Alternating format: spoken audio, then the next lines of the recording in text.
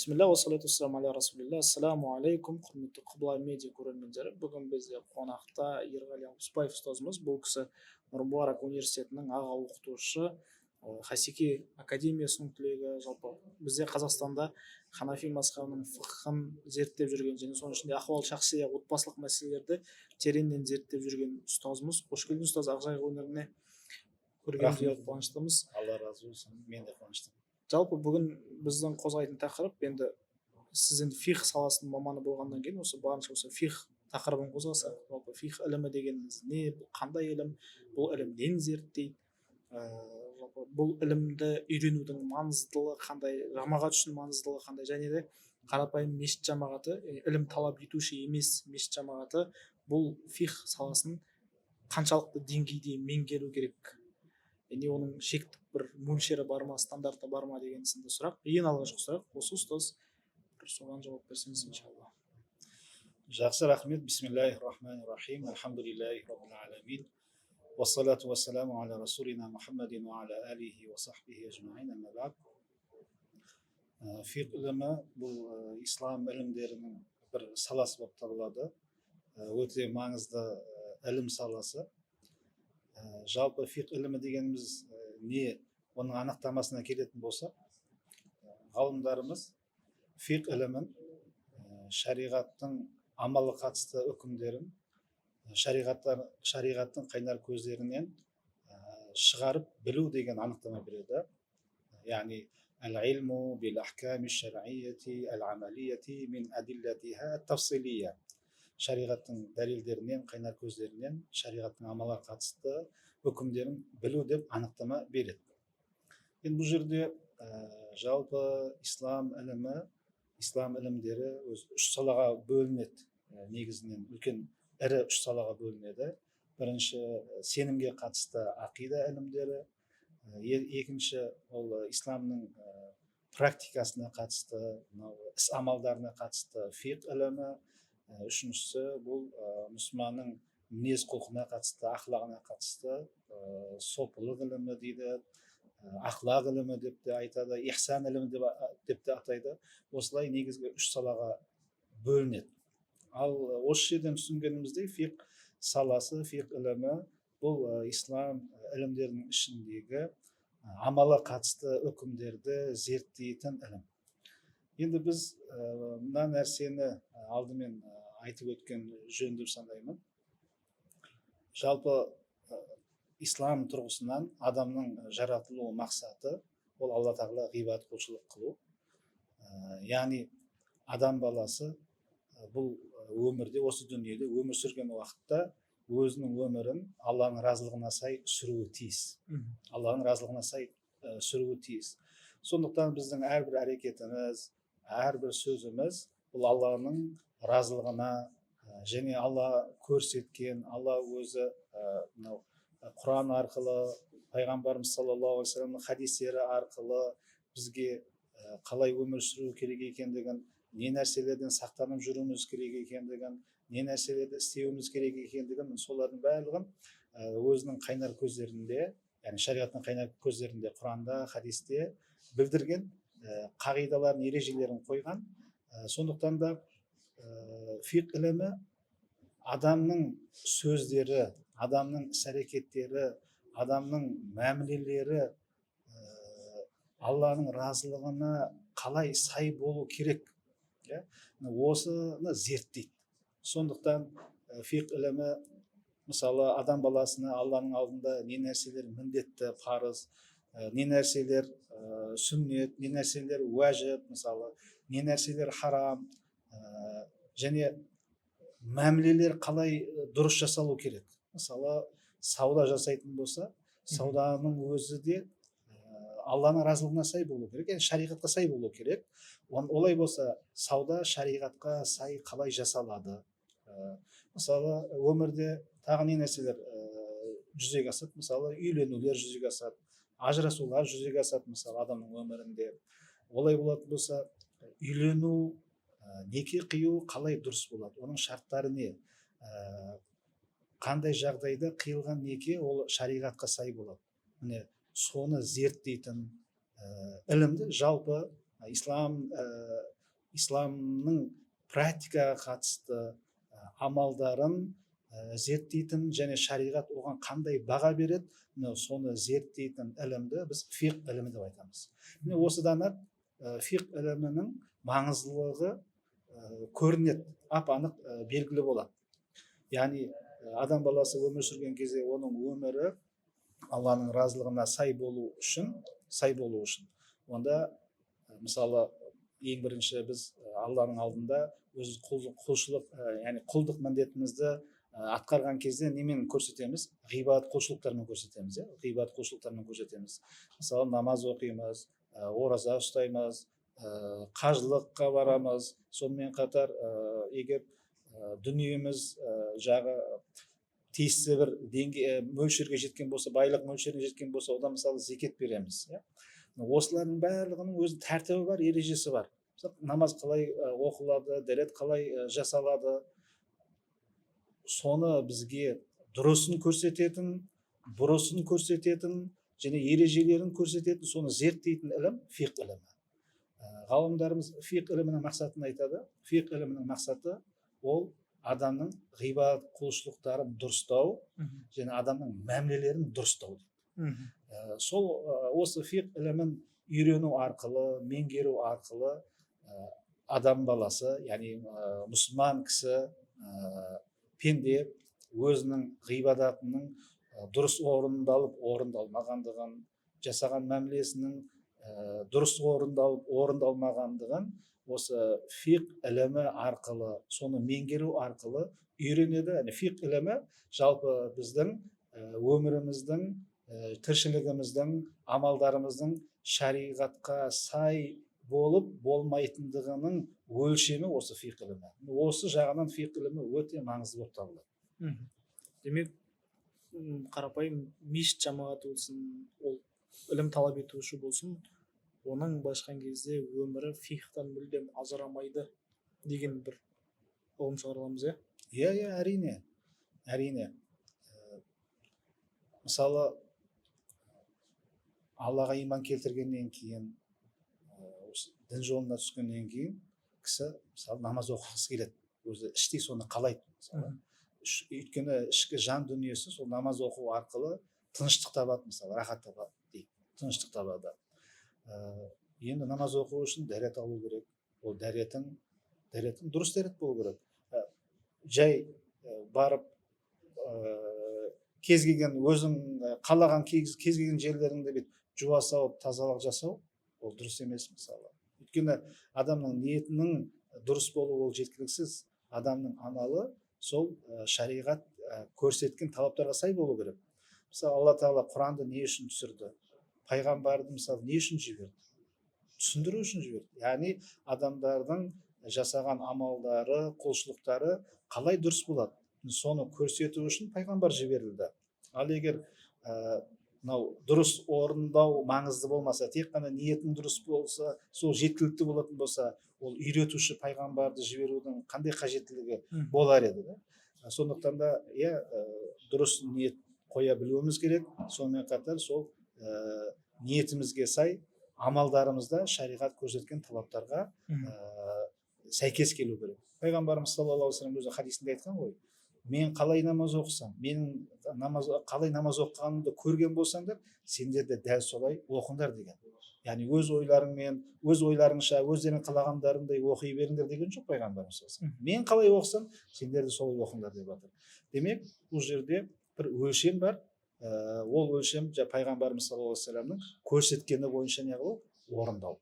Сондықтан да ғалымдарымыз ол пайғамбарымыздың өмірін зерттеген, пайғамбарымыздың жасаған амалдарын, іс-әрекеттерін бәрін зерттеген, соны зерттеу арқылы фиқ ілімін шығарған, фиқ ілімін құрастырған. Ойлардан құрастырған жоқ, әрине бір қайнар көзге сүйене отырып, Құранға және пайғамбарымыз саллаллаху алейхи вассаламның өміріне, іс-әрекеттеріне сүйене отырып, мысалы дәрет қалай дұрыс алынады, қай уақытта дәрет дұрыс болмайды, дәретті не бұзады, намаз қалай дұрыс болады, соның барлығын ғалымдарымыз қайнар көздерден зерттеп және соны бір жүйелеп бізге көрсетіп берген.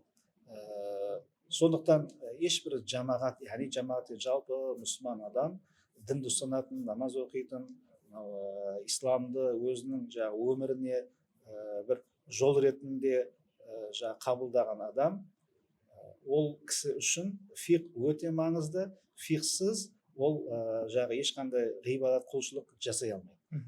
Ұстаз, енді келесі маңызды сұрақ, жалпы фиқ деген ілім кез келген ғылым сияқты белгілі бір даму кезеңдерден өтеді. Сонымен қатар бізде білеміз, енді бізде дін алғашқы түскен кезең бар, содан кейін сахабалардың кезеңі бар, пайғамбар кезеңі, сахабалар кезеңі, табиғиндер кезеңі бар, алғашқы салаф салихтардың кезеңі деп айтамыз, осы үш ғасырда. Сол осы үш алтын ғасырдағы фиқ ілімнің даму кезеңі қалай болды? Яғни пайғамбар кезіндегі фиқтің ерекшелігіне де, сахабалардың кезіндегі, табиғиндердің кезіндегі фиқ ерекшелігіне де, және осы уақыттарда мазхаб деген ұғым болды ма жалпы? Яғни пайғамбардың кезінде мазхаб болды ма, немесе ол кейіннен пайда болған нәрсе ма? Бұл ұғым қайдан келді бізге? Яғни былайша айтқан кезде фиқтың даму кезеңі қалай болды, және мазхаб деген ұғым қай уақытта пайда болды? Өте маңызды сұрақ. Фиқ ілімінің тарихы сонау пайғамбарымыз саллаллаху алейхи уассаламның заманынан бері қарай жалғасып келе жатыр. Яғни сол пайғамбарымыздың заманына барып тірелді деп айтсақ дұрыс болады. Өйткені жағы фиқ дегеніміз біз не деп айттық? Ол ислам дінінің практикалық жағы дедік қой. Олай болса, ислам дінінің практикалық жағы қай уақыттан басталды? Ол пайғамбарымыз саллаллаху алейхи уассаламның өмірімен, өмір сүрген кезеңімен тікелей байланысты. Өйткені пайғамбарымыз саллаллаху алейхи уассалам ол халықты дұрыс сенімге шақырумен қатар, ол пайғамбарымыз саллаллаху алейхи уассалам сахабаларға, өзінің үмметіне алла тағалаға қалай құлшылық қылу керек екендігін үйретті. Дәретті үйретті, намазды үйретті, оразаны үйретті. Демек, фиқ қай уақыттан басталды? Пайғамбарымызбен бірге басталды. Енді пайғамбарымыз саллаллаху алейхи уассаламның заманында фиқ қандай болды, оның ерекшелігі қандай болды деп айтатын болсақ, мынау фиқтың қайнар көзі, негізі ол уахи болды. Пайғамбарымыз саллаллаху алейхи уассаламның заманында уахи болды. Яғни пайғамбарымыз саллаллаху алейхи уассаламға алла тарапынан хабар келді. Яғни біздің қазақта аян деп айтамыз. Яғни уахи хабар келді, Жәбірейіл періште арқылы. Пайғамбарымыз саллаллаху алейхи уассалам өзіне келген сол хабар бойынша, мысалы намазға қатысты хабар келетін болса, сол хабардың негізінде пайғамбарымыз намазын оқыды, дәретін солай алды. Яғни өзіне үйретілген бойынша. Енді кейбір жағдайларда пайғамбарымыз саллаллаху алейхи уассалам өзі иштихад етті. Кейбір мәселелерде пайғамбарымыз саллаллаху алейхи уассалам тікелей өзі иштихад етті. Бұл өзі иштихад ету арқылы сахабаларында сол иштихад етуге баулады. Енді бұл жерде иштихад деген сөзге мағына беретін болса, иштихад деген яғни шариғаттағы, яғни шариғат адамның іс амалдарына қатысты шариғаттың бекіткен үкімін табу үшін өзіңнің жағы біліміңді, өзіңнің жағы тәжірибеңді барлығын сарп етіп, соны жұмсап, алла тағала көздеген Алланың разылығына сай бір үкімді табу әрекетін иштихад деп айтамыз. Пайғамбарымыз саллаллаху алейхи уассалам өзіне уахи келмеген жағдайда да бір мәселеге қатысты шариғатқа сай үкім қандай болуы керек, бұның үкімі қандай дегенді өз иштихадымен іздеді пайғамбарымыз. Иштихад жасады. Бұл жасауы сахабаларды иштихад етуге неғылу еді? Үйрету еді. Өйткені бұл иштихад ету, яғни қандай да бір туындаған мәселеге қатысты шариғаттың көздеген үкімін табу, Алланың разылығына сай бір үкімді табу алдағы уақытта ол керек болатын еді. Өйткені белгілі бір уақыттан кейін уахи тоқтайды. Яғни алла тағаладан хабар келу, уахи келу тоқтайды. Уахи тоқтағаннан кейін жаңа туындайтын мәселелер болады. Көптеген жаңа туындайтын мәселелер болады. Оларға қатысты тікелей мысалы құранда айтылған мысалы үкім бола бермеуі мүмкін, пайғамбарымыз саллаллаху алейхи вассаламның хадистерінде оған қатысты жауап бола бермеуі мүмкін. Сол уақытта не қажет болады? Сол мәселенің шариғатқа сай үкімін табу үшін ижтихад ету қажет болады. Сондықтан да келешекте ижтихад қажет болатын болғандықтан пайғамбарымыз саллаллаху алейхи вассалам өзі ижтихад ету арқылы сахабаларында не істеді, сол ижтихадқа баулыды. Енді бұл жерде пайғамбарымыз саллаллаху алейхи вассаламның ижтихадының бір ерекшелігі мынада: пайғамбарымыз саллаллаху алейхи вассалам ижтихад еткен жағдайда ол міндетті түрде уахимен сүйемелденетін болған. Яғни уахи келу арқылы, алла тағаладан хабар келу арқылы пайғамбарымыз саллаллаху алейхи вассаламның ижтихадының дұрыс екендігі немесе дұрыс емес екендігі білдірілетін болған пайғамбарымыз. Сондықтан да пайғамбарымыз саллаллаху алейхи вассаламның ижтихады ол уахиға негізделеді. Нәтижесінде соңында уахиға негізделеді. Енді пайғамбарымыз саллаллаху алейхи вассалам заманында фиқтың жағы қайнар көзі ол уахи болған. Сонымен қатар пайғамбарымыз саллаллаху алейхи вассалам ижтихад еткен, және пайғамбарымыздың ижтихады уахимен сүйемелденген. Және фиқта мынандай бір не болған, ерекшелік болған, ол тадарруж. Яғни кезең-кезеңмен жағы фиқ үкімдерін енгізу, кезең-кезеңмен бірте-бірте. Өйткені халық, яғни сахабалар, пайғамбарымыз саллаллаху алейхи замандағы адамдар, олар басқа дінді ұстанып келді. Яғни дін деген кезде олардың жағы Аллаға серік қосу, олардың жағы ұстанымдары сол болған, сенімдері. Одан кейін олардың әдет ғұрыптары исламға мүлдем қайшы болған, мысалы көптеген әрекеттері. Сондай басқа бір жүйе болды. Ал оларды сол жүйеден исламға бейімдеу, бірден бейімдеу ол мүмкін емес болмады. Сондықтан фиқ үкімдері пайғамбарымыз саллаллаху алейхи вассалам заманында кезең-кезеңмен бірте-бірте жағы енгізіліп бейімдеп отырды. Сондықтан пайғамбарымыз саллаллаху алейхи вассалам заманындағы жағы фиқта тадарруж, яғни кезең-кезеңмен жағы шариғаттың үкімдерін енгізу, бұл сонымен ерекшеленеді. Және пайғамбарымыз саллаллаху алейхи вассалам заманында ихтилаф деген нәрсе болған жоқ.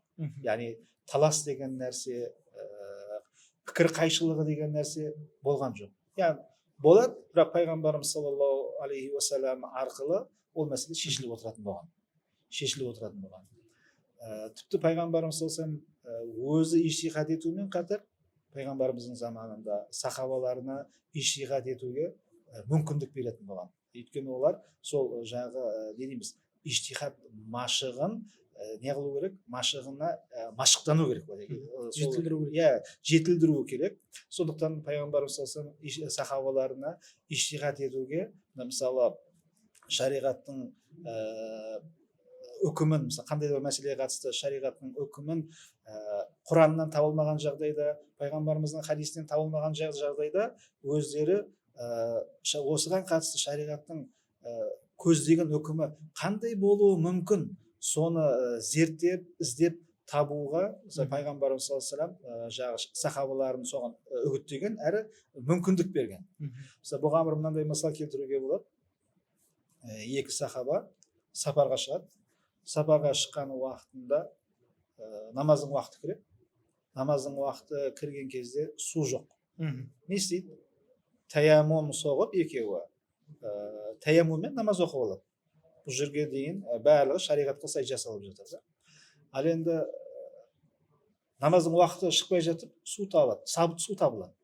Су табылғаннан кейін сахабалардың біреуі айтады, су табылды ғой, дәрет алып сумен жаңағы таяммуммен оқыған намазымыз қайтадан оқып алайық дейді.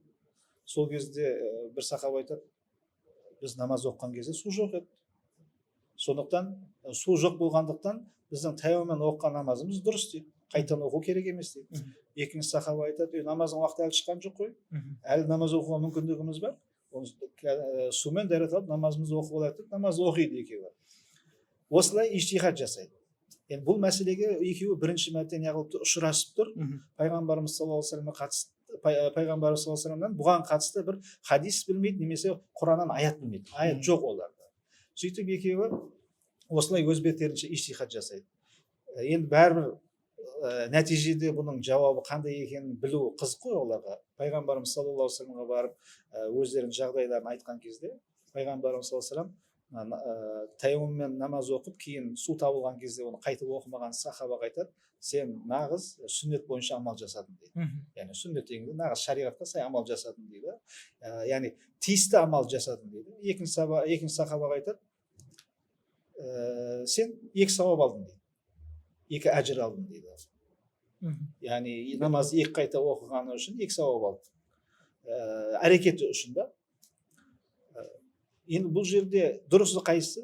Енді ең дұрысы бұл жерде қате дұрыс деген нәрсе жоқ, бірақ ең дұрысы бар. Ең дұрысы ол шариғатқа сай әрекеті, ол жаңағы таяммуммен намаз оқығаннан кейін намаздың уақыты шықпай жатып су табылса қайтадан намаз оқу қажет жоқ. Шариғаттағы бекітілген үкімі осы мысалы. Осылай пайғамбарымыз саллаллаху алейхи вассалам заманында сахабалар өзі иштихадтарын жасады. Пайғамбарымыз саллаллаху алейхи вассалам ол иштихадтарды өзі неғылып отқан жаңағы бақылау жасап, өзінің жаңағы қайсысы дұрыс, қайсысы дұрыс емес болса, қайсысы дұрыс емес, соны баяндап отырған. Енді сол бана пайғамбар кезінде айттық қой, енді пайғамбар кезінде фихтен ол тадарружы болған, кезең-кезеңмен берілген, және ол кезде хилаф болмағандығын. Енді пайғамбарымыз саллаллаху алейхи вассалам дүниеден өткеннен кейін сахабалар мен табииндардың кезеңі бар ғой. Сол уақыттағы фих жалпы қалай болды, сол уақыттағы фих мәселелері қалай шешілді, олардың ерекшелігі қандай болды? Иә, сахабалардың кезеңінде пайғамбарымыз саллаллаху алейхи вассалам дүниеден өткеннен кейін сахабалар кезеңі басталды. Алғаш әділетті халифалар кезеңі болды. Әділетті халифалар кезеңінде сахабалар егер мынау исламның практика жағына қатысты қандай да бір мәселе туындаған болса, Құраннан қарайтын болған. Мысалы Хазіреті Абу Бәкір радиаллаху анху да, Хазіреті Омар да халифалық тұсында, төрт халифаның төртеуі де қандай да бір мәселе туындаса Құранға қарайтын болған. Бірінші Құранда үкімі бар ма, одан кейін Құраннан таппаса пайғамбарымыз сүннетіне қарайтын болған. Өздері білсе пайғамбарымыз оған қатысты бір сүннетін, соған үкім беретін болған. Өздері білмесе сұрастыратын болған басқа сахабалардан. Оларда жаңағыдай қандай да бір мәлімет бар ма осы мәселеге қатысты, пайғамбарымыз хадистерін, сүннеттерін біле ма, соны сұрастырған. Тіпті Хазіреті Абу Бәкір мен Хазіреті Омардың радиаллаху анхума халифалық тұсында екеуі сахабалардың, яғни білімді сахабалар, ғалым сахабаларды олар сыртқа жібермеген, Мәдинада орталықта ұстаған. Өйткені осындай мәселелер туындаған жағдайда олардың білімдеріне қажеттілік туындайтын болғандықтан оларды ұстап отқан орталықта. Сондықтан қандай да бір мәселе туындаса, бірден сол жаңағы кеңесті жинап, сахабалар кеңесін жинап, осындай мәселе туындап отыр. Бұған қатысты сендер қандай да бір не білесіңдер ма, жаңағы сүннет білесіңдер ма деп сұрайтын болған. Сүннет білмеген жағдайда барлығы ол мәселені жаңағы иштихад етіп, әрқайсысы өзінің жаңағы білімін, өзінің тәжірибесін сол жерде ортаға салып, ортадан бір нәтижеге нәтиже шығаратын, бір үкім шығаратын болған соған қатысты.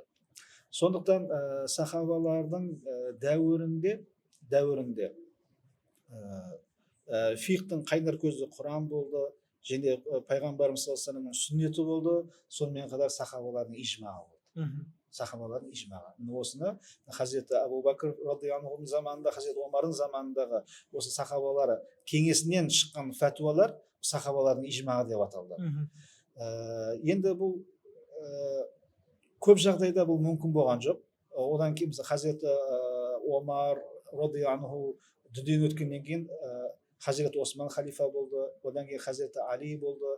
Олардың дәуірінде сахабаларды, ғалым сахабаларды орталықта ұстау мүмкіншілік болмады.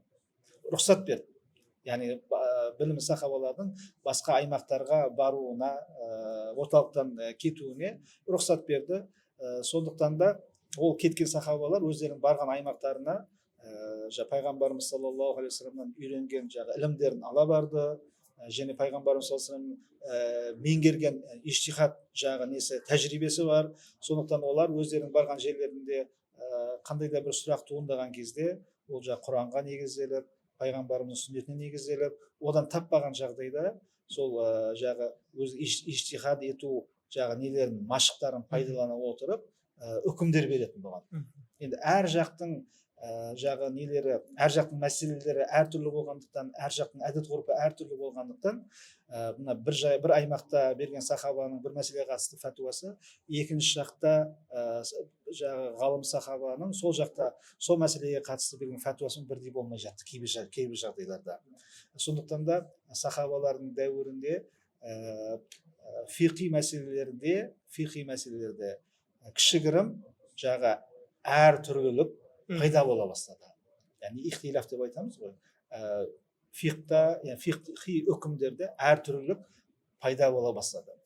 Бірақ дегенмен де кейінгі табиин, одан кейінгі дәуірлерге қараған кезде сахабалардың дәуірінде жағы фиқи мәселелерде әртүрлілік, яғни ихтилаф едәуір әлдеқайда аз болды. Табиин дәуіріне келетін болса, табиин дәуірі бұл енді хижри 2-ші ғасырдың ортасымен содан басталады. Табиин дәуірі әрі мужтахид ғалымдар дәуірі деп айтылады. 4-ші ғасырдың орталарына шейін бар. Бұл уақытта ерекшелік мынада. Табиин дәуірінде пайғамбарымыз саллаллаху алейхи уассаламның сүннетін жинау қолға алынды.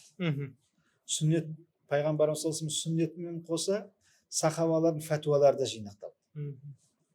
Пайғамбарымыз сүннеті кітап жазу уақыты болды. Иә, Құран енді ол жазылған, ол бар. Бірақ сүннет жазылған жоқ. Негізінде яғни жекелеген адамдарда жазуы бар, бірақ барлығын бір кітапқа жинақтау ол табиин дәуірінде жүзеге асты. Тәдуин уақыты, иә. Сол уақытта ол тек қана пайғамбарымыздың хадистерін емес, сахабалар да, олар білім иелері, олар да өздерінің дәуірінде, мысалы Абу Бәкір болсын, Хазірет Омар болсын, Осман болсын, Хазірет Али болсын, бәріне Алланың разы болсын, өздері халифа болып тұрған дәуірде туындаған мәселелерге олар да фәтуа берді. Сондықтан солардың фәтуалары да сүннетпен бірге неседі жинақталды. Бұл дәуір, табиин дәуірі және мужтахид ғалымдардың дәуірі фиқ ілімінің шарықтау кезеңі болсын. Шарықтау кезеңі. Өйткені бұл кезеңде мужтахид ғалымдар шықты. Мужтахид ғалымдар мына нәрсені жүйеледі. Яғни Құраннан, пайғамбарымыз саллаллаху алейхи уассаламның хадистерінен үкімдерді қалай шығарамыз? Оның әдіс тәсілдері не? Үкім шығарудың қайнар көздері ол белгілі. Құран, сүннет, Құран, сүннет. Одан кейін сахабалардың ижма. Сонымен қатар сахабалардың мысалы фәтуалары бар.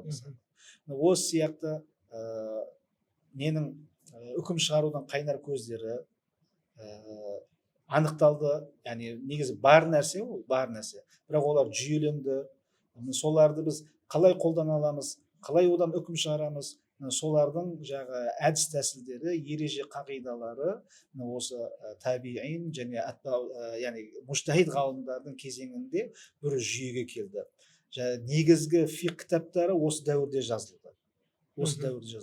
Яғни мужтахид ғалымдардың кезеңі, табиин кезеңі нағыз иштихадтың жанданған дәуірі болды да. Өйткені табиин дәуірінде сахабалардың дәуіріне қарағанда нелер фиққа қатысты, исламның практика жағына қатысты жаңа туындаған сұрақтар өте көп болды. Өйткені исламның жағрафиясы, аймағы, территориясы кеңейді. Жаңадан мұсылман болған, ислам дінін қабылдаған ұлттар мысалы көп болды. Жаңа мәдениеттермен бетпе-бет келді, қатынасқа көшті.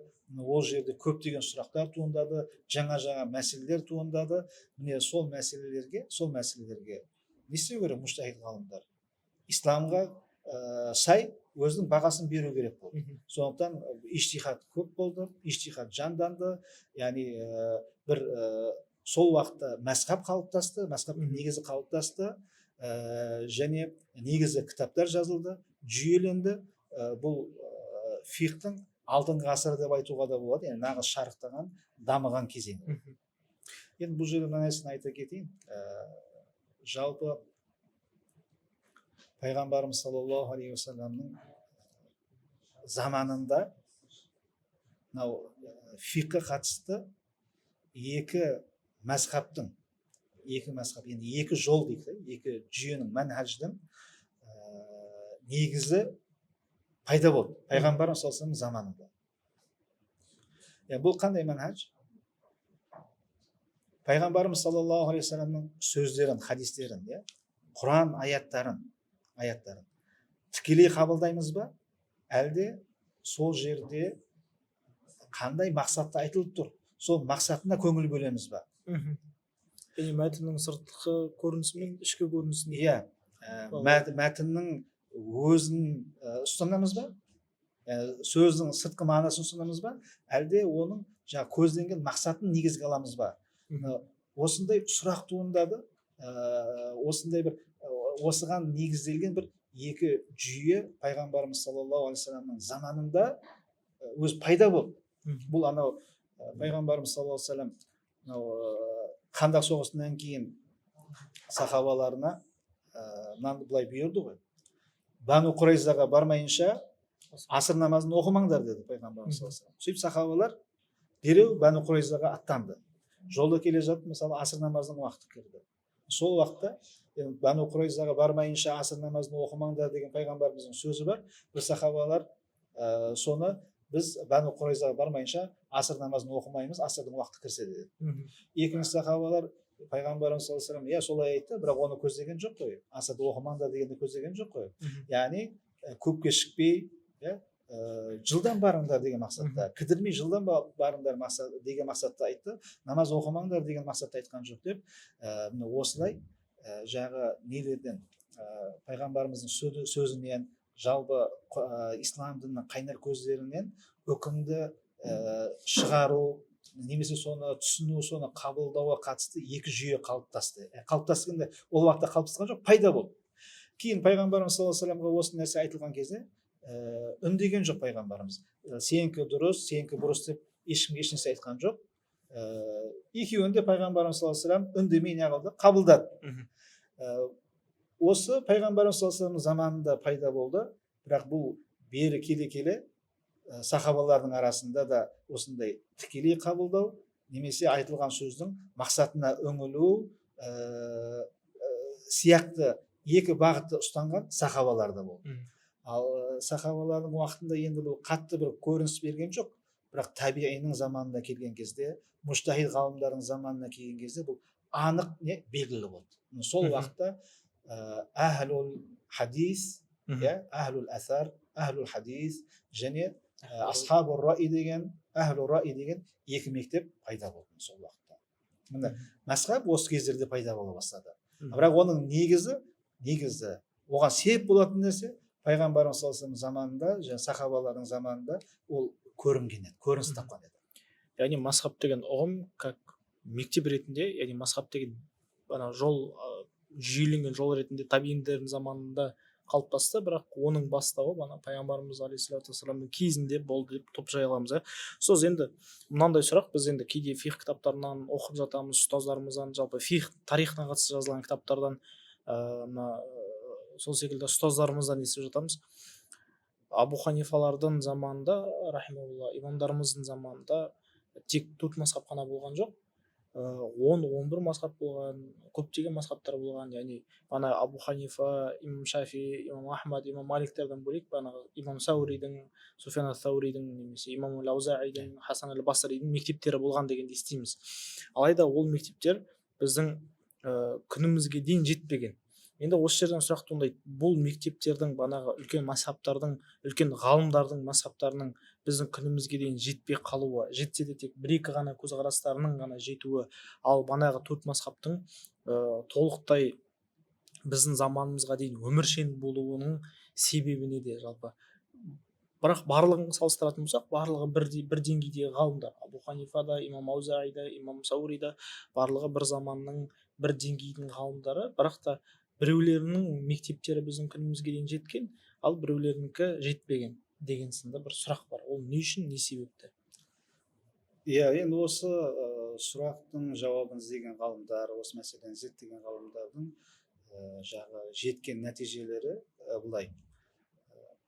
Негізінде төрт мазхабтың күнімізге дейін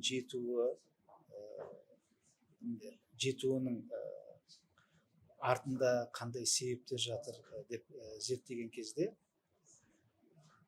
бұл төрт мазхабтың шәкірттерінің, мысалы төрт мазхабтың негізін құраушы имамдары бар, мужтахид ғалымдар бар.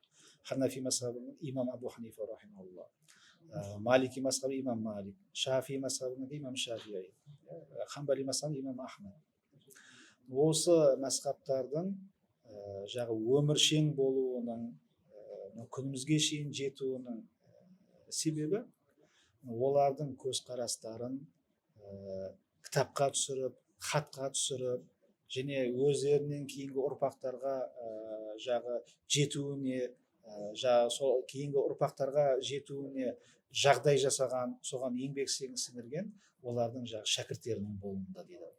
Ол шәкірттері, мысалы имам Абу Ханифаның өзінің дәрістерінде, шәкірттерінен өзінің дәрістерінде шәкірттеріне фиқ мәселелерін үйреткен кезде, шәкірттермен бірге фиқ мәселелерін талқылаған уақытта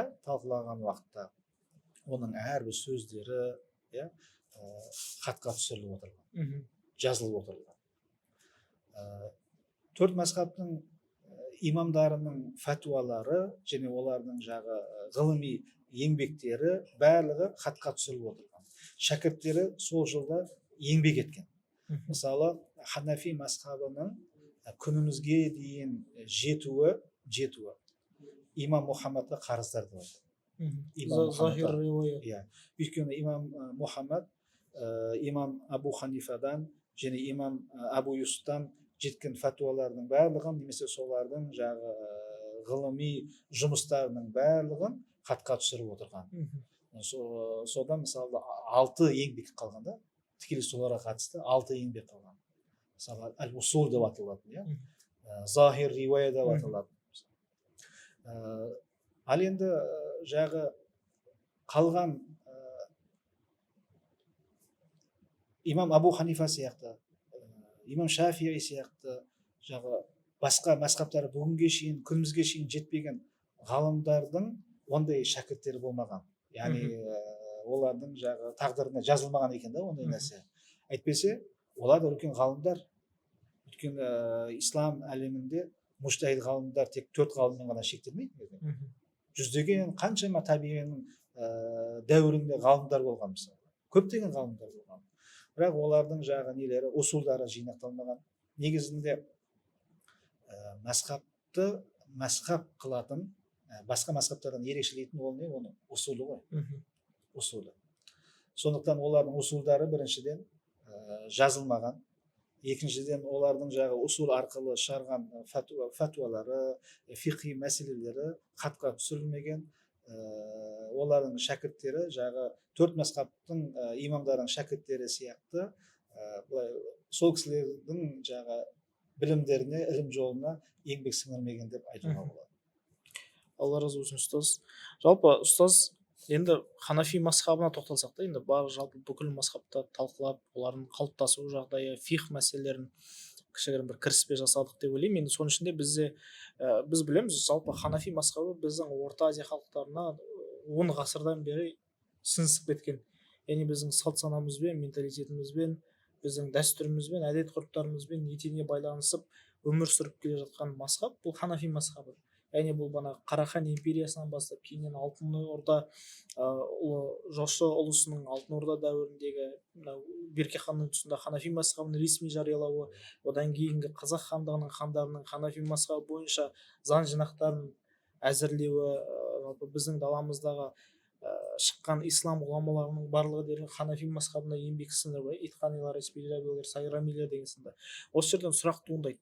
Жалпы төрт мазхаб исламда қатар бірдей дамыды, таралды, бірақ алайда біздің осы Орта Азия халықтары, Үндістан, Пәкістан аймақтары, Таяу Шығыс аймақтары, одан бөлек Орта Азия халықтарынан бөлек Түркия жерлеріндегі халықтар шығыс Европа халықтары да осы ханафи мазхабын ұстанады. Яғни молла али қари өзінің еңбегінде айтқандай ислам үмметінің үштен екісі дерлік ханафи мазхабын ұстанады деп айтады. Мына 20 ғасырдың өзінде өмір сүрген ғалымдардың айтатынында сол ислам үмметінің 70% ханафи мазхабын ұстанады деп айтады. Осы жерден сұрақ туындайды, ханафи мазхабының бұлай ерекше дамуы және соның ішінде біздің түркі халықтарының ішінде өте қатты тереңге тамыр жаюы, бұның себебі неде деп ойлайсыз? Яғни фих маманы ретінде, соның ішінде ханафи мазхабын терең зерттеген маман ретінде біздің осы Абу Ханифа мазхабының түркі халықтарының арасына етене байланысуы, тереңге тамыр жаюы және де ислам үмметінде өте кең таралуы себебі неде деп ойлайсыз? Иә, енді осы мәселені зерттеген ғалымдарымыз мынандай тұжырымдарға барған. Негізінен ханафи мазхабы ресми мазхаб болды.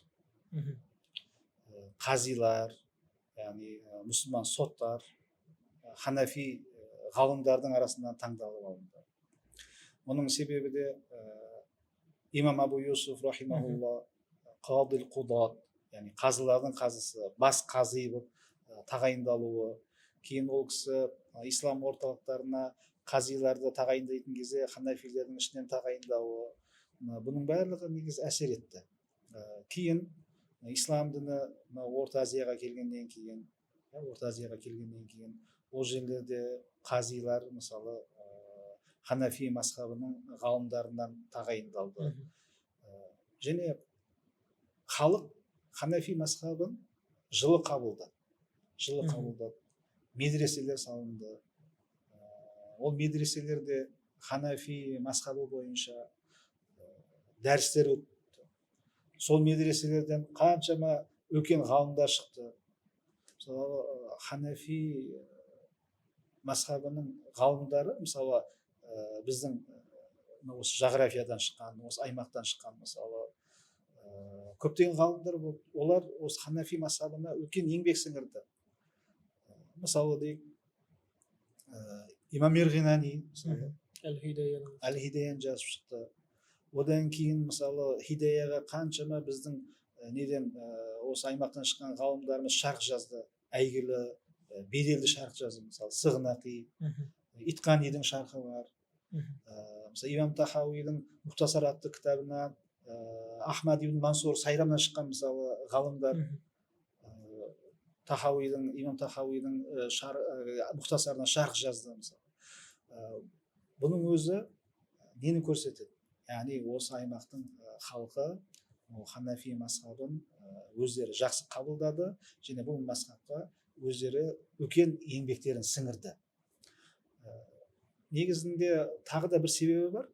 Ханафи мазхабының жайылуында, жақсы дұрыс қабылдануында, ол ханафи мазхабының жағы ғұрыпты шариғаттың негіздерінің бір негізі ретінде қабылдауы. Ғұрыпты. Яғни жергілікті бір жердің әдеті. Мысалы ислам келгеннен кейін исламды кімдер алып келді бізге? Арабтар алып келді, солай ба? Исламды осы аймақтың халқы қабылдаған кезде енді бізге ислам бағыты бойынша, ханафи мазхабының бағыты бойынша бізге ислам келді дейік. Және біз оны жағы ары қарай ханафи мазхабына ғылым тұрғысынан біздің жерімізден шыққан ғалымдар өздерінің еңбектерін сіңірді, оның дамуына өзінің үлестерін қосты. Енді бұл жерде қарап отырсақ, түркі халықтарына қарайтын болсақ, арабтанып кеткен жоқпыз. Киіміміз, әдет ғұрпымыз мысалы дінді ұстанумен бірге сақталды ма? Сақталды. Ал бұның солай сақталуына, әдет ғұрпымыздың мысалы сақталуына, арабтанып кетпеуімізге өзінің үлкен жағы септігін тигізгенде, ол ханафи мазхабында әдет ғұрыптың бір шариғаттың негізі ретінде жағы қабылдауының үлкен әсері болды. Бұны ғалымдардың өздері, осы тақырыпты зерттеген ғалымдардың өзі де айтады.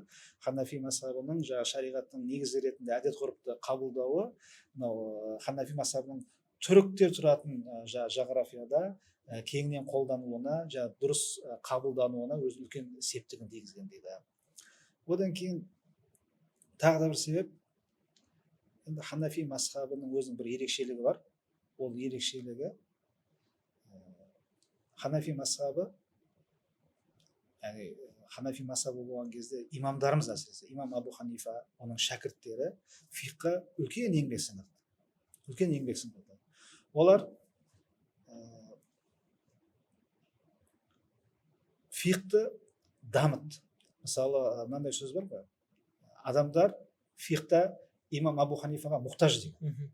Осындай сөз бар. Ол бекерден бекер айтылған жоқ. Өйткені имам Абу Ханифа ол фиқты өзі меңгеру арқылы шәкірттерін сол фиққа, яғни фиқ болған кезде неге фиқ қайнар көздерден үкім шығаруға және соны мынау өмірге қолдануда шәкірттерін әбден машықтады. Ол бір не сияқты болған, оның сабағы, дәрісі бір лаборатория сияқты болған. Қандай да бір мәселені ойдан шығаратын болған. Яғни олар бұл нәрсе күтпейтін. Бір мәселе туындасын, бізге келіп сұрасын, сосын біз оның жауабын Құраннан, сүннеттен іздеп, мысалы, фәтуасын берейік, үкімін айтайық шариғатқа сай. Оны күтіп отырған жоқ, күтіп отпаған. Яғни мәселе туындасын, сосын барып біз оған үкімін берейік деп. Олар өздері бір мәселені ойдан шығарды. Гипотеза деді ғой. Болжа бір мәселелер шығарды. Сол мәселе туындаған кезде, осындай мәселе туындаса, бұның шариғатқа сай үкімі қалай болуы мүмкін деп, мысалы, олар машықтанды, шәкірттер өзі машықтанды, шәкірттерін машықтандырды. Сөйтіп, бұл арқылы көптеген мәселелерге фиқ тұрғысынан шариғаттағы жауабы берілді. Бір жағынан материалдар көбейді. Екінші жағынан өзінің шәкірттерін нағыз маман қылып, нағыз мұжтахид қылып дайындап шығарды. Осындай материалдардың көбеюі, дайын шешімдердің көбеюі, бұл ханафи мазхабының не болып, мынау орталықтарда, мемлекет орталықтарында бір ресми мазхаб ретінде ханафи мазхабынан қазилардың тағайындалуына үлкен септігін тигізді. Өйткені сен мемлекет басқаратын кезде көптеген мәселелер туындайды. Ол мәселелерге шешім шығару керек. Оған дайын мамандар керек және материалдар керек. Ол материалдар, дайын мамандар қайда бар? Имам Абу Ханифаның шәкірттерінде бар. Сондықтан да имам ханафи мазхабы жалпы ол мемлекет басқаруға, туындаған мәселелерге шешім шығаруда өте қолайлы және лайықты не болғандықтан, бір мазхаб болғандықтан, бұл орталықтарда ресми мазхаб ретінде қабылданды, қазилардың осы мазхабтан тағайындалуына өзінің септігін тигізді. Және мәселелерге сұрақтар дайын болғандықтан, бұл көп жерде ұстанылуына өзінің бір оң септігін тигізді деп есептеймін. Тіпті ұстаз мысал ретінде ең соңғы халифат ретінде біз Осман империясын айтамыз ғой. Осман империясының өзі 5 ғасыр бойы мұсылмандарды, өз территориясындағы мұсылмандарды ханафи мазхабымен басқарғанын ескеретін болсақ, оның өзі біраз өзіндік септігін тигізді деп айта аламыз ғой. Мысалы, сол Осман империясының кезінде жазылған Әл-Маджалла деген кітаптың өзі мемлекеттік конституция секілді есептелген кітап деп айтады ол кітапта. Иә, бұл да дұрыс айтасың, бұнда үлкен септігі бар өзінің. Бірақ бұл жерде ескерте кететін нәрсе бар. Ханафи мазхабы, ол ресми мазхаб ретінде салтанаттарда, яғни мемлекеттерде, ислам мемлекеттерінде ресми мазхаб ретінде ол қабылданды. Және мәселелер, құқықтық мәселелер осы ханафи мазхабының фиқы бойынша шешіліп отырды. Бірақ ханафи мазхабы ресми мазхаб болған уақытта басқа мазхабтарды тұншықтырған жоқ. Олардың мысалы өмір сүруіне, өміршеңдігіне бір кедергі келтірген жоқ. Олардың дамуына кері әсер еткен жоқ, тұншықтырған жоқ оларға. Оларға бір кедергі болған жоқ. Керісінше олардың дамуына да небір септігін тигізді. Мысалы, кейбір мәселелер болды. Кейбір аймақтарда, мысалы Шафи мазхабы кең таралған болса, Хамбали мазхабы кейбір аймақтарда кең таралған болатын болса, мысалы ол аймақтарда туындаған мәселелерді тек қана ханафи мазхабымен шешіледі деп ондай талап қойған жоқ. Ол жақтан мысалы ханафи қазидың қасына сол мазхабтан тағы бір қазиді тағайындап, сол қази сол аймақта қай мазхаб тарқалған болатын болса сол мазхаб бойынша өзінің фәтуасын беретін болған. Тіпті кейбір жағдайларда ханафи мазхабы таралған аймақтарда ханафи мазхабын ұстанатын кісілер бір мәселе туындаған кезде зәрулі жағдай болған уақытта ханафи мазхабында шешімі табылмай басқа мазхабта шешімі болған кезде сол мазхабтың бұл мәселені сол қай мазхабта шешімі болса сол мазхабтың қазиына жөнелтіп мәселені шешіп отырған. Ұстаз, енді осы жерден тура айттыңыз осы мәселені, өзге мазхабтан үкім алу мәселесі. Өзге мазхабтан үкім алу мәселесі. Бізде енді білесіз, біздің Қазақстанда, жалпы Қазақстанда емес, қазір әлемде бір жаһанды мәселелердің бірі болып тұрған нәрсе бұл деструктивті діни ағым өкілдері ғой. Енді мазхаб ұстанбаймыз, дәстүрлі мазхаб ұстанбаймыз, дәстүрлі исламды қабылдамаймыз деген сынды, мазхаб ұстану бидағат деп айтатын. Бірақ соңғы кездері біз мазхабты мойындаймыз деп айтатындар пайда болды. Яғни сол манхажда, сол ұстанымда, сол ақидада, сол сенімде, бірақ та мазхабқа деген көзқарастар өзгеріп келеді. Яғни біз мазхабты ұстанамыз, мазхабты мойындаймыз деп айтады, бірақ та төрт мазхабты қатар ұстанамыз деп айтады. Яғни біз төрт мазхабты да қатар аламыз. Осы мәселеде ханафидікін аламыз, осы мәселеде хамбалидікін аламыз, осы мәселеде біз шафиғидікін аламыз деген сияқты, немесе маликидікін аламыз деген сияқты. Енді біз білеміз, бұл бұндай төрт мазхабты қатар ұстану немесе бір мазхабты ұстанып жүріп басқа мазхабтардан көзқарастарды ала беруді ғалымдар тәлфиқ деп айтады. Тәлфиқ деп. Осы тәлфиқтің үкімі қандай, немесе бұның арнайы шарттары бар ма? Қай кезде өзге мазхабтан үкім алуға болады, және ол шарттарды кім бекітеді? Яғни мысалы мен толық ханафи мазхабын ұстанып жүріп, белгілі бір мәселеде шафиғи мазхабына жүгінуім керек болған жағдайда, бұны кім шешеді? Яғни сен бұл мазхабтан алу керексің деп кім айтады? Қарапайым адам кез келген мазхабты оқып алып, яғни мен жүріп қазір имам Науауидің фиқх кітабын оқып, шафи мазхабынан пікір алып жүре бере аламын ба ханафи болып жүріп? Өте орынды сұрақ. Негізінен мысалы бір кісі бір мазхабты ұстанса, бұл не деген сөз? Бұның артында мынандай мағына жатыр. Бұл мазхабтың фәтуалары, шешімдері дұрыс. Дұрыс. Бірақ қате болу ықтималдылығы бар. Ал енді басқа мазхабтарға көзқарасы қандай болу керек ол кісінің? Басқа мазхабтардың фәтуалары қате, бірақ дұрыс болу ықтималдылығы бар. Иштихади мәселеге қатысты, яғни шариғатта үкімі кесімді дәлелмен бекітілмеген мәселелер. Бұл иштихади мәселелер деп аталады. Фиқхтың 90% сондай ғой? Фиқхтың 90% сондай. Иштихади мәселелер. Сондықтан ғалымдар мұндай мәселелерде өздері иштихад етеді, зерттейді, сосын барып бір нәтижеге барады. Оның білімі, оның машығы, бір нәтижеге алып барады, зерттеу нәтижесінде. Сосын барып зерттеу нәтижесінде осы нәрсе дұрыс деп қабылдайды. Егер сен сол имамның біліміне арқа сүйесең, сол имамның мазхабын ұстанатын болсаң, демек осы фәтуа дұрыс деген сен қабылдап тұрсың. Басқалары қате деп тұрсың. Түсінік па? Басқалары қате немесе әлсіз деп тұрсың. Мынау күштірек, басқалары әлсіз деп тұрсың. Сондықтан да күштірек фәтуа тұрған кезде әлсізді алуға болмайды. Сен сол күштізді алуың керек. Немесе дұрыс тұрған кезде қатені алуға болмайды. Сондықтан сен дұрысты алуың керек. Негізінен сол мазхабты ұстануың керек. Нәпсіңнің қалауымен жеңілдікті іздеп, әр мазхабтан теріп, бір мәселеде мына мазхабтан алып жеңіл екен деп, басқа бір мәселеде жеңіл екен деп, басқа мазхабтан алу, төрт мазхабты жинап амал ету ол дұрыс емес. Бұл дінді ойыншық қылу және өзіңнің нәпсің үшін қолдану болып есептеледі. Мгм. Енді мысалы діннің мақсатына қарайықшы. Діннің мақсаты не? Діннің мақсаты ол Аллаға құлшылық қылу ғой. Алланың разылығына сай өмір сүру.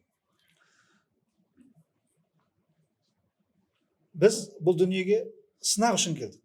Сынақ үшін келгеннен кейін, кейбір ғибадаттар біздің нәпсімізге ауыр келуі мүмкін. Мгм. Ол нәпсімізге ауыр келген жағдайда біз нәпсімізбен күресіп, сол ғибадатты орындап шығуымыз керек.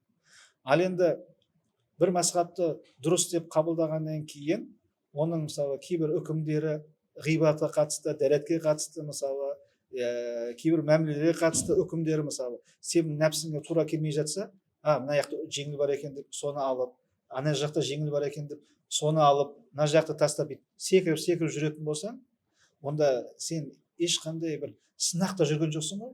Мгм. Сен өзіңе жеңіл келген нәрсені теріп алып жүрсің.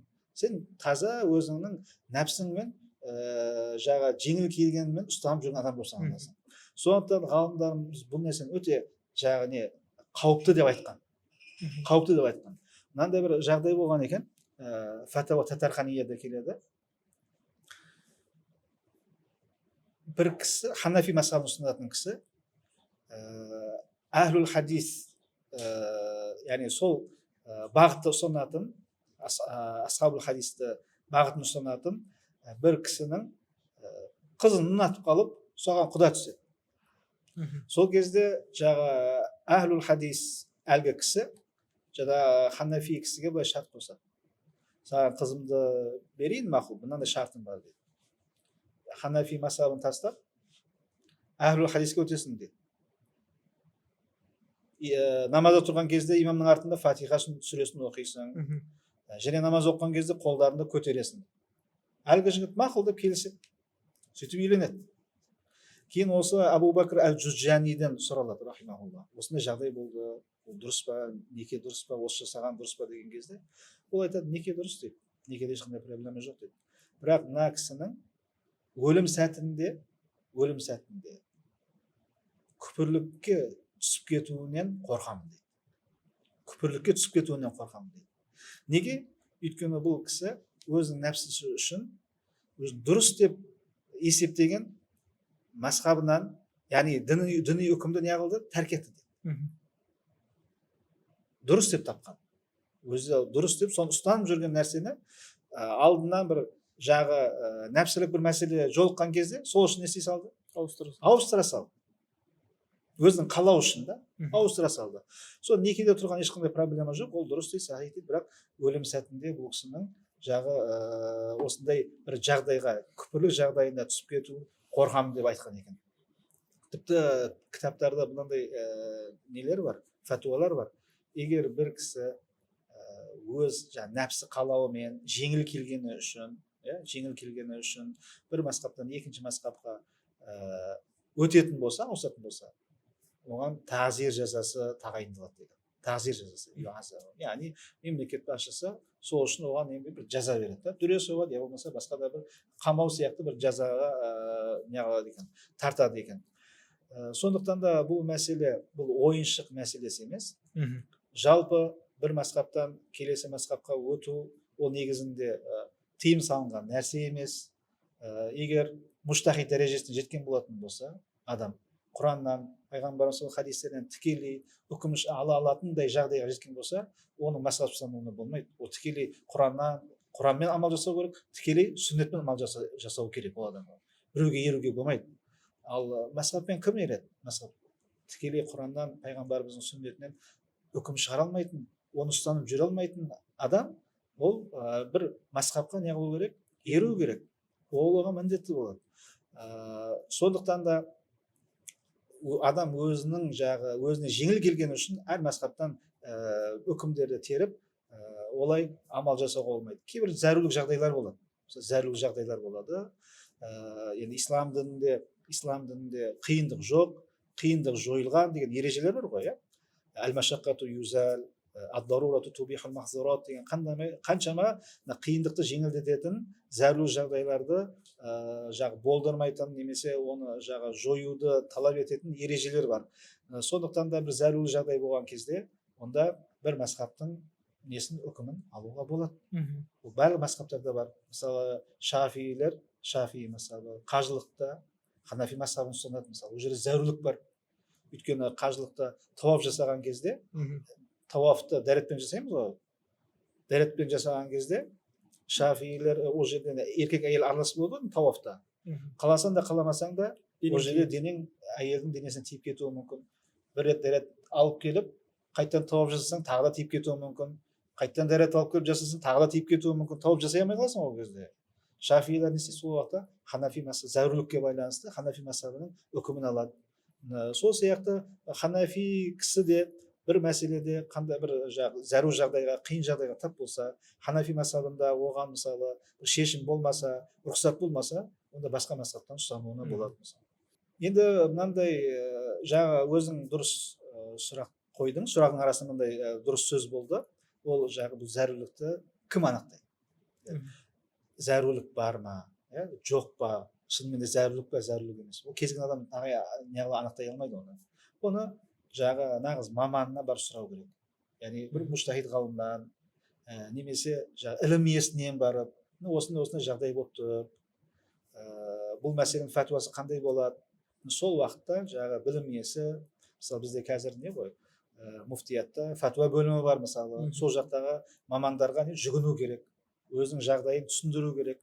Сол уақытта мамандар шын мәнінде бұл кісіде зәрулік бар екен, сондықтан да бұл кісіге біз шафии мазхабында немесе хамбали мазхабында мынандай бұның шешімі бар, сол шешімді ұсынуға болады деп мысалы мамандар ұсыну керек. Әйтпесе зәрулік сіздің ойыңыз бойынша басқаша болуы мүмкін, зәрулік менің ойымша басқаша болуы мүмкін, ана кісінің ойынша зәрулік басқаша болуы мүмкін. Зәруліктің өзінің бір несі бар, өлшемі бар. Ол өлшемді мамандар анықтап береді. Жақсы ұстаз, алла разы болсын. Біраз нәрсе талқыланды негізі. Мазхабқа қатысты, фиққа қатысты, ханафи мазхабына қатысты, бұл мазхабтың ерекшелігі неде, не үшін кең таралған деген сынды сұрақтарға біраз жауап алдық. Соның ішінде қазіргі кезде актуалды болып жүрген мазхаб ұстану мәселесі, төрт мазхабтан қатар үкім алу мәселесі, бұлардың барлығына жауап берілді деп ойлаймын. Ғылыми түрде өте кең түрде жауап берілді иншалла. Ендеше ұстаз, сұхбатымыз осымен тәмам. Келгеніңізге, уақыт бөліп келгеніңізге, жалпы жайғы өнеріне келгеніңізге көп рахмет. Алла разы болсын, алла ісіңізге береке берсін. Әрмен қарай осы жолда насихаттауға, осы жолда кеңінен таратуға алла тағала сізге күш-қуат берсін. Осымен біздің сұхбат тәмам. Ұстаз, енді бізге бір батаңызды беріп жіберсеңіз. Алла разы болсын. Алла тағала істеріңізге, өмірлеріңізге, отбасыларыңызға өзінің берекесін берсін. Жұмыстарыңыз алға бассын, жемісті болсын. Елімізге, ислам дініне, мұсылмандарға пайдалы бола берсін. Әмин. Осымен сұхбат тәмам. Арнаға жазуды ұмытпаймыз, арнаға жазыламыз, пікір қалдырамыз. Бұл сұхбатты достарымызға таратамыз, иншалла. Ең бастысы каналға тіркеліп лайк басуды ұмытпаңыздар. Ассаламу алейкум рахматуллахи ва баракатух.